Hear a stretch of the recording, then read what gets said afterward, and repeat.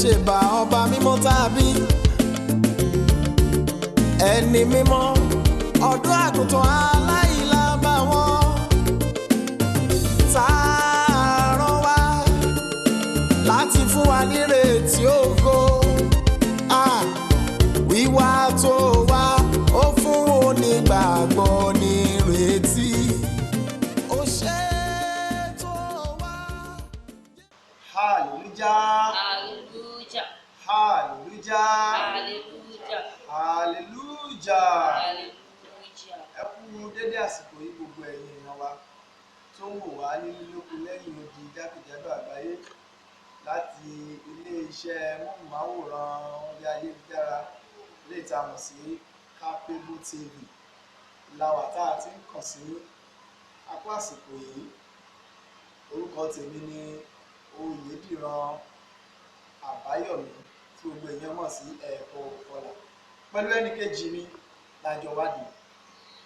Mo kí gbogbo yín nílé lóko lẹ́yìn ọjà lẹ́yìn odi pé ẹ kú kàlẹ́ mẹ́. Mo kí yín wípé ẹ káàárọ̀, ẹ káàsán, ẹ káalẹ́ níbikíbi tí ẹ bá wà ní orílẹ̀-èdè àgbáńláyé tí ẹ ti ń wò wá.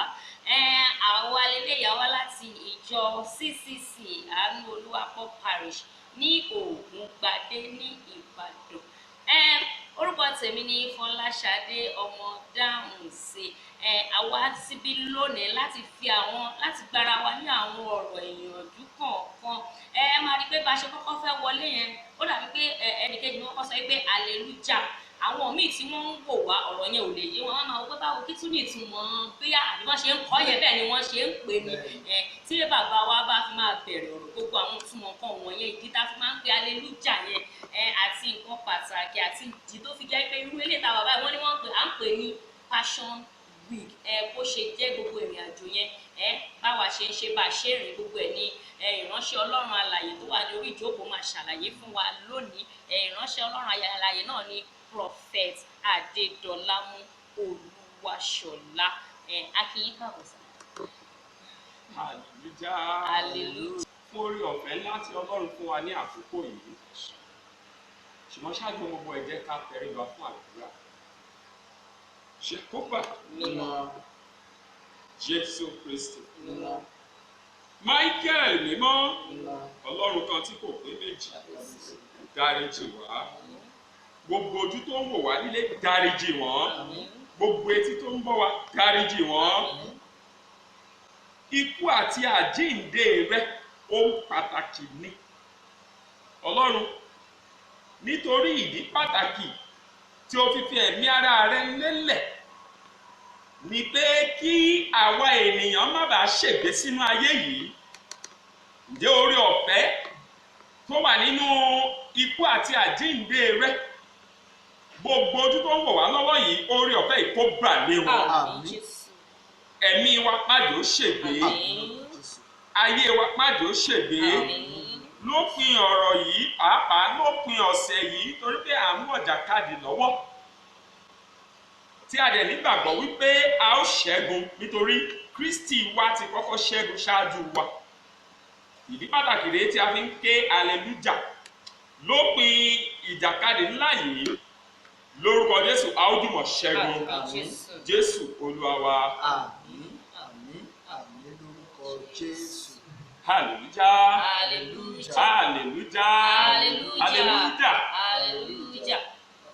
Mo kí gbogbo ojú tó ń wò wá àti gbogbo etí tó ń gbọ́ wa káàkiri àgbáyé. Mo gbàdúrà pé ojú tí ẹ fi ń wò wá kò ní fọ́. Gbọ́ ó dá mi lójú pé ìsun kan tó sàn jáde ní ìhà Kristi èyí tó ní agbára púpọ̀ púpọ̀ fún ìwòsàn àti ìmúkúrò ègún ìrandíran ni ègún ayérayé ègún àbí wàhálà àṣòro. Ìsun yìí ní agbára. Mò ń sọ nípa ẹ̀jẹ̀ Jésù. Ẹ̀jẹ̀ náà ní agbára púpọ̀ kò sì sọ agbára rẹ̀ nù. Mo sọ ní orúkọ Olúwa pé ẹ̀jẹ̀ Jésù yìí yóò mú ègún kíkorò kúrò lórí yín. Àmín lórúkọ Jésù. Gbogbo ìsun wàhálà àti ìdààmú tó ti ń sun nínú ayé yín ẹ̀jẹ̀ Jésù yóò mú un kúrò. Níbi gbogbo tí ẹ ti ń wò wá oore ọ̀fẹ́ ọ̀sẹ̀ yìí àti oore ọ̀fẹ́ àkókò yìí ó máa mú ìtura bá ayé wa àti bá orílẹ̀-èdè yìí. Ògo ni fún Ọlọ́run. Jésù Olúwa wa. Gẹ́gẹ́ bí a ti mọ̀ wípé ọ̀sẹ̀ tí a wà yìí à ń pè ní Passion Week, ọ̀sẹ̀ tó ń ṣe àpèjúwe ikú àti àjíǹde Kristi olùgbàlà wa. Ẹ dúró náà, ká tó tẹ̀síwájú rárá, a ṣáà máa ń sọ pé the death and resurrection of Jesus Christ. Òótọ́ Jésù kú, ó dẹ̀ jíǹde. Kí ni ìdí pàtàkì gangan tí Jésù fi wá sínú ayé tó dẹ̀ fi kú? Nítorí pé ibẹ̀ ló yẹ ká ti bẹ̀rẹ̀ tí a bá fẹ́ wo ikú àti àjíǹde Jésù. Ó tó mú tó fi wá sáyé gan tó fi kú, kí ni ìdí? Why did Jesus came? Why did Jesus come and die in the world? Tí a bá wo nígbà tí Ọlọ́run bẹ̀rẹ̀ iṣẹ́ ìṣẹ̀dá ènìyàn. In the beginning, God created a man in his own image. Man in the image of God. That is, in personal Trinity. Because God is a Trinity in being. God the Father, God the Spirit, and God the Son. Now when God created man, he created man in his own likeness, in his own image. Genesis chapter 1 verse 26. Now, nígbà tí Ọlọ́run dá ènìyàn bẹ́ẹ̀, in person of spirit, soul, and flesh. That is the Trinity that made up of human being. Ọlọ́run wá fi ènìyàn sínú ọgbà tó dára. Ó fún ènìyàn ní àṣẹ pé nínú ọgbà yìí bó ṣe dára tó yìí, ohun gbogbo tó wà ńbẹ̀ lẹ ní ẹ̀tọ́ láti jẹ, láti ṣe. Ṣùgbọ́n igi kan wà nínú ọgbà yìí, igi ìmọ̀ rere àti ìmọ̀ búburú. Ènìyàn kò gbọdọ̀ jẹ nínú rẹ̀. Ṣùgbọ́n nígbà tí wàhálà máa dé sínú ayé, èṣù wá. I want you to take note of this area. Nígbà tí èṣù wá tó lọ bá Ádámù níbi tí ààyè tí Ọlọ́run fi sí náà ní èṣù ti lọ bá. Èṣù wá sọ fún Ádámù pé báwo ni Ọlọ́run ṣe pàṣẹ fún yín pé kẹ́ má jẹ nǹkan kan nínú ọgbà yìí? Éfà wá dá lóhùn pé Ọlọ́run ní a má jẹ nǹkan kan, ṣùgbọ́n èso kan wà nínú ọgbà yìí tí Ọlọ́run ní ká má jẹ. Ìjọ tí a bá ti jẹ, kíkú ni àwa yóò kú. And truly, gẹ́gẹ́ bí gbogbo wa ṣe mọ̀ pé Ọlọ́run fún wọn ní àṣẹ pé èso yìí, ìjọ tí ẹ bá ti jẹ, kíkú ni ẹ̀yin yóò kú. Nígbà tí èṣù wá débẹ̀, èṣù sọ fún Éfà pé èso tí Ọlọ́run ní ẹ gbọ́dọ̀ jẹ yẹn, ẹ lè kú tẹ́ bá jẹ. Mo ti dé nínú ìwé Genesis. I'm reading from verse 3 now. 3, 4, 5, 6, 7. You will see. Èṣù wá sọ fún Éfà pé èso yìí tẹ́ bá jẹ ẹ lè kú. Nítorí pé Ọlọ́run ti mọ̀ pé ìjọ tí ẹ bá ti jẹ ní ojú yín náà máa ríran, ẹ̀yin náà máa dàbí Ọlọ́run. Nítorí pé ẹ mọ rere, ẹ ó sì mọ búburú. Lóòótọ́ sì ni Ọlọ́run mọ̀ níbi tí Ádámù bá jẹ èso yìí, yóò mọ rere, yóò sì mọ búburú. Ṣùgbọ́n Ọlọ́run kò fẹ́ kí ènìyàn mọ búburú àti rere.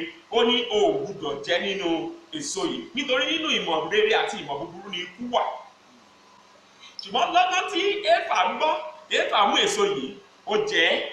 Bíbélì ní nígbà tí Éfà sì rí pé èso náà dára fún ìmú ojú ríran àti fúnfúnni ní ìmọ̀, ó ní ó jẹ nínú rẹ̀, ó sì fún Ádámù ọkọ rẹ̀.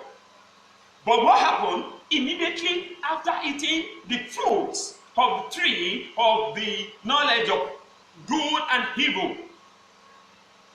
Human being dead. Bí àwọn ènìyàn ṣe jẹ èso yìí, Ádámù àti Éfà bó ṣe jẹ, ó lẹ́sẹ̀kẹsẹ̀ wọ́n kú. Nítorí pé Ọlọ́run ti sọ fún wọn pé tí wọ́n bá ti jẹ, wọ́n máa kú. What happened? Mo ní wọ́n kú. Nítorí pé I told you God created man in image of itself. Ohun tó ẹ̀mí Ọlọ́run tó wà nínú wọn, bó ṣe jẹ èso yẹn, lẹ́sẹ̀kẹsẹ̀ ní ẹ̀mí Ọlọ́run jáde kúrò. Ó dẹ̀ padà sí ọ̀dọ̀ Ọlọ́run. And this spirit was replaced by the power of knowledge intellectual that is in the fruit they ate. So, and the spirit was replaced by intellectual. Nígbà yẹn, there was no, the initial man God created was a perfect man. A perfect man in his own image. Ṣùgbọ́n nígbà tí wọ́n jẹ èso, wọ́n ṣe àìgbọràn sí Ọlọ́run. wọ́n jẹ èso, ikú wá ó wọnú ayé wọn, ìmọ̀ rere àti búburú dé, lẹ́sẹ̀kẹsẹ̀ wọ́n ríran. Kí ni ohun tọ́kọ́ rí? Wọ́n rí ohun búburú pé ìhòòhò láwà, kò dára ká wà ní ìhòòhò. Wọ́n ti ní òye ìmọ̀ rere àti búburú. Bí ẹ̀ṣẹ̀ ṣe wọnú ayé nìyẹn. Nígbà tí ẹ̀ṣẹ̀ wá wọnú ayé, wàhálà dé. Lẹ́sẹ̀kẹsẹ̀ lọ́jọ́ náà ni Ọlọ́run ṣe ìdájọ́ wọn. Ọlọ́run wá, mo ti dé Genesis chapter 3 báyìí.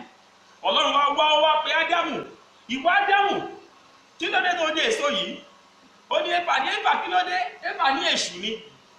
Láti di verse 14, Ọlọ́run wá bẹ̀rẹ̀ ìdájọ́, ó ṣe ìdájọ́ ti èṣù, ti ejò, ó bọ́ sí ìdájọ́ ti Éfà, ó wá bọ́ sí ti Ádámù. Lẹ́yìn tó parí gbogbo ìdájọ́ yìí, ẹ má gbàgbé o, Ọlọ́run ti sọ fún ọ tẹ́lẹ̀ pé ìjọ tí ẹ bá ti jẹ́ níjọ́ náà ni ẹ̀yin yóò ṣe lẹ́ ó kú. Lẹ́yìn tó parí gbogbo ìdájọ́ yìí, nígbà tó dé verse 20, Genesis chapter 3 verse 20, Ọlọ́run wá sọ ó pé àwọn the Trinity, the other being tó wà pẹ̀lú Ọlọ́run wá pè wọ́n pé ẹ wá.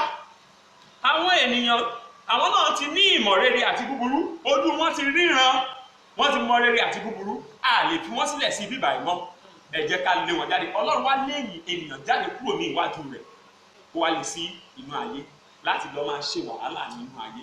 Nígbà tí ènìyàn bọ́ sínú ayé tán, ibẹ̀ ni ẹ̀ṣẹ̀ ti wá bẹ̀rẹ̀. Ṣùgbọ́n Ọlọ́run yìí aláàánú ni.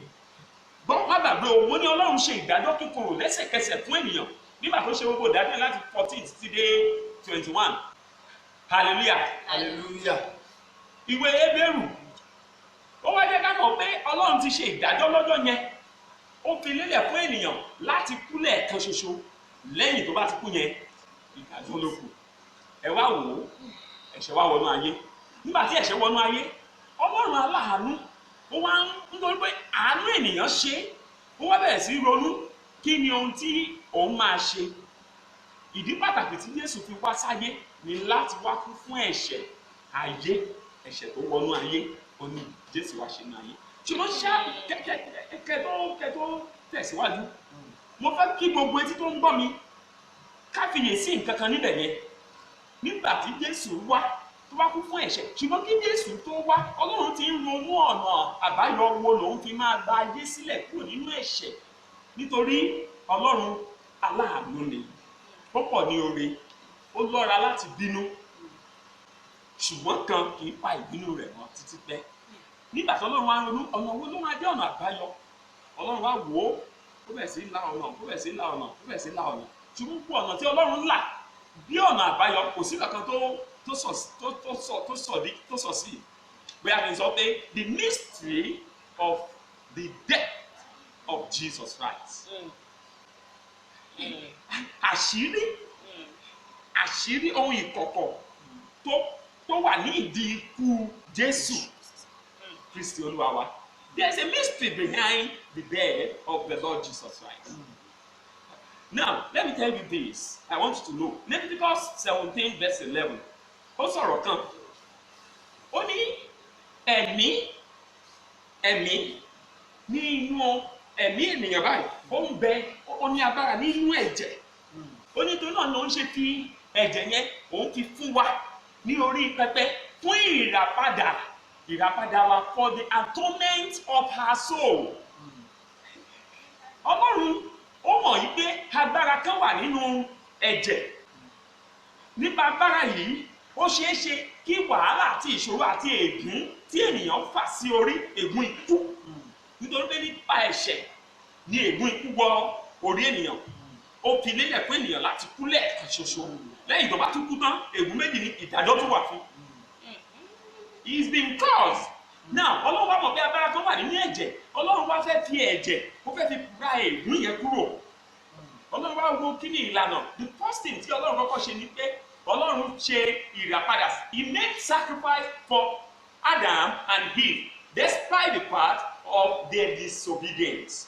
Lóòótọ́, wọ́n disobey Ọlọ́run. Ṣùgbọ́n síbẹ̀síbẹ̀, ní Genesis 3 tí mo sọ yẹn, verse 21. If you look at verse 21. Ọlọ́run Bíbélì sọ wípé Ọlọ́run dẹ̀ rán ẹ̀wù awọ fún Ádámù àti fún Éfà aya rẹ̀ láti fi bo ìhòòhò wọn. Kó tó rán ẹ̀wù yẹn, something happened. Ó fi àṣẹ fún Ádámù. wípé kó mú akọ ẹran kan kó pa awọ ẹ̀ ló fi rán ẹ̀wù yẹn. Ó fi àṣẹ fún Éfà wípé kó pa abo kan fún ní ìrètí pé tí ẹ̀jẹ̀ yìí bá ta sílẹ̀ bóyá ó máa bo ẹ̀ṣẹ̀ wọn kúrò tí òun ò ní ríran rí ẹ̀ṣẹ̀ wọn mọ́. Ṣùgbọ́n lẹ́yìn tó ṣe bẹ́ẹ̀ tán kí ló ṣẹlẹ̀?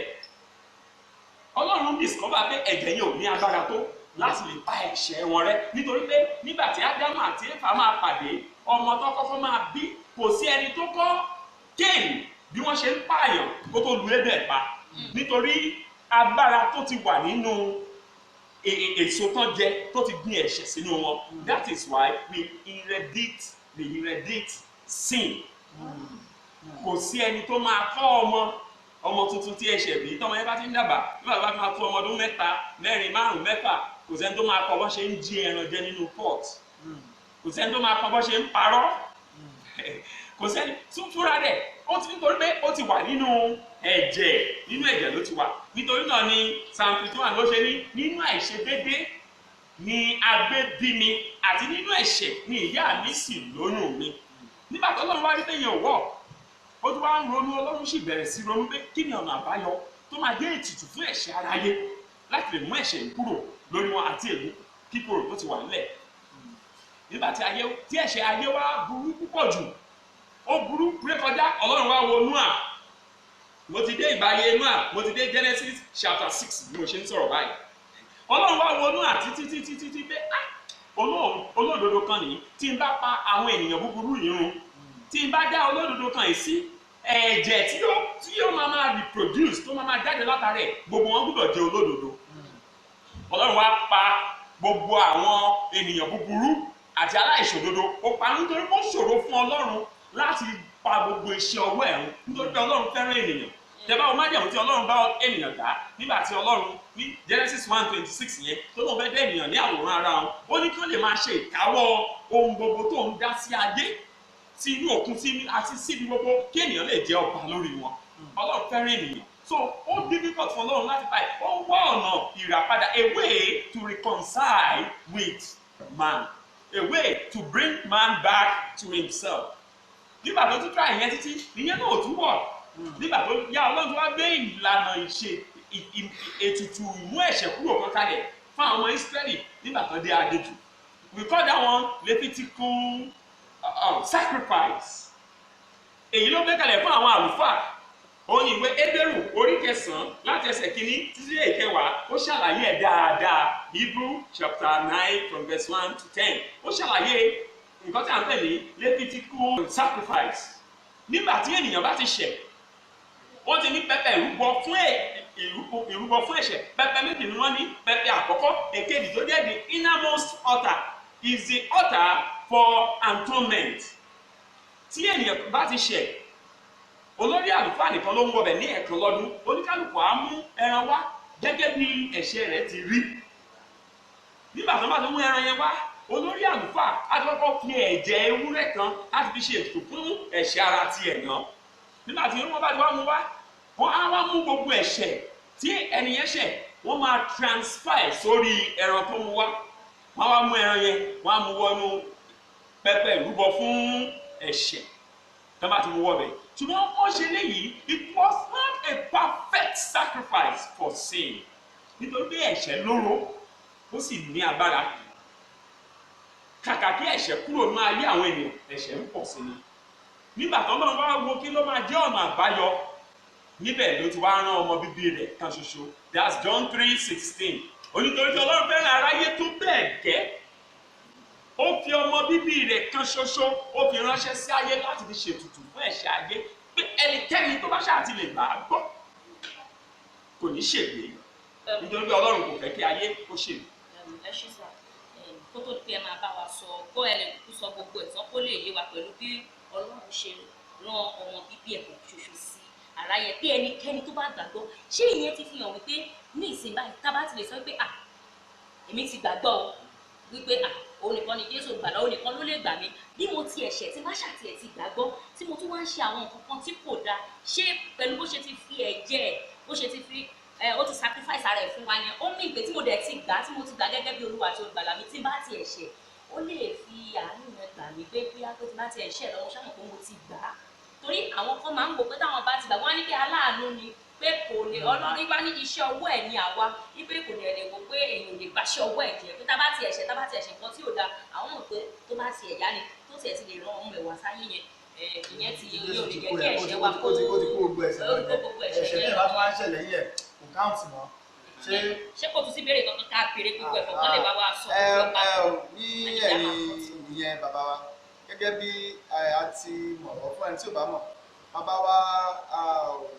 wa ìránṣẹ́ ọlọ́run ajíhìnrere wòlíì prophet adédọlá olúwaṣọlá ohun tí mo tún fẹ́ sọ̀rọ̀ lọ gẹ́gẹ́ bí a ṣe mọ̀ gẹ́gẹ́ bí ìjọ mímọ́ nígbà tá a fẹ́ bẹ̀rẹ̀ lẹ́ẹ̀kan àfi lè mí já ọ̀pọ̀lọpọ̀ àwọn èèyàn wá máa wọ pé owó tí ilé tí wọ́n tún sọ yìí báyìí ní ìyàlẹ́ àmọ́ kì í ṣe ọmọ sẹ̀lẹ̀ tí kò yé ẹjọ́ màá fẹ́ kí ẹ bá wa sọ̀rọ̀ tẹ̀síwájú lẹ́ẹ̀mejì nípa ọ̀sẹ̀ yìí tá a wà yìí ọ̀sẹ̀ yìí àwọn àpò ní passion week kí ni ipa pàtàkì ẹ̀ ní ìjọ mímọ́ ní sẹ̀lẹ̀ tá a wà yìí àní kí ni ìtumọ̀ ló fa hallelujah tá a ti ẹ̀ sọ kí ni ìtumọ̀ ẹ̀ gan nípa ní bíbáṣepọ̀ pẹ̀lú ipò àjíǹde Jésù Olúwa wa àti ọ̀sẹ̀ tí a wà àti sí Kristẹni lápapọ̀ bẹ́ẹ̀ bá wa tẹ̀síwájú níbẹ̀ lọ́wọ́.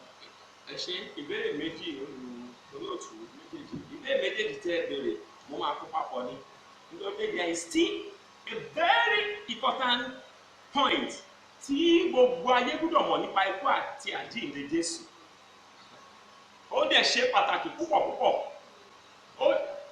point yẹn ó yọnu ìbéèrè tí ẹ béèrè ìgbésẹ̀ tí ènìyàn bá ti gba Jésù tó dẹ̀ sí débẹ̀ tó ní àmọ́ bá Jésù lọ́dọ̀ àti olùbàlà this and that so gbogbo ẹ̀ṣẹ̀ tó bá tún padà ṣẹ̀ ṣé kò sí nǹkan kan mọ́ nǹkan wà ẹ̀kọ́ ni Jésù sọ ó ní bí ìwọ bá fẹ́ mi ẹ ó kọ òfin mi mọ́ ó ní òfin mi kò sì nira ẹnikẹ́ni tí ò bá kọ òfin rẹ̀ mọ́ ó ní àyàfi tí a kò bá nà mí nítorí yín àyàfi tí a kò bá kàn mí máa gbélébùú nítorí yín ní ẹ̀yin fi lè lọ ní aláìjẹ̀bi bí ènìyàn bá nítorí pé òun ti ṣe ìdẹ́wọ́ ẹnu tó dẹ̀ ṣe ń rìn nínú ẹ̀ṣẹ̀ tó dẹ̀ ṣe tí ohun àtijọ́ bá ti kọjá tí ẹ bá ti di tuntun tí ẹ dẹ̀ ń sọ lẹ́nu pé ẹ ti jẹ́wọ́ Kristi adẹ̀dí ti di tuntun a gbọ́dọ̀ di ẹ̀dá tuntun nínú ìwà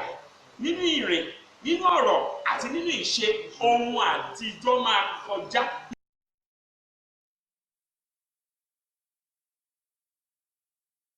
Kindly subscribe to our YouTube channel, Capable TV. Subscribe to our YouTube channel, like, comment, and click the bell.